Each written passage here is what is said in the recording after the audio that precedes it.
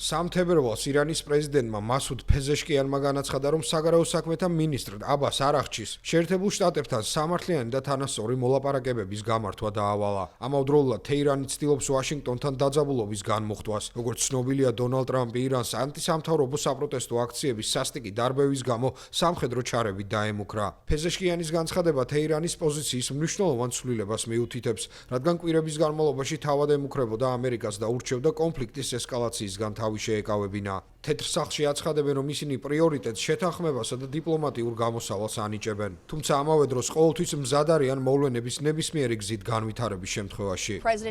პრეზიდენტი ტრამპი პირველ რიგში ამჯობინებს დიპლომატიას, თუმცა ტანგოს საცეკვაოდ ორი მონაწილეა საჭირო. დიპლომატიის მისაღწევად მზადყოფნაში მყოფი პარტნიორია აუცილებელი. სწორედ ეს არის ის, რის გარკვევას და განხილვასაც აპირებს სპეციალური წარმომადგენელი სტივ ვიტკოფი, თუმცა როგორც ყოველთვის პრეზიდენტ ტრამპს ირანთან დაკავშირებით სხვადასხვა ვარიანტიც აქვს განხილული.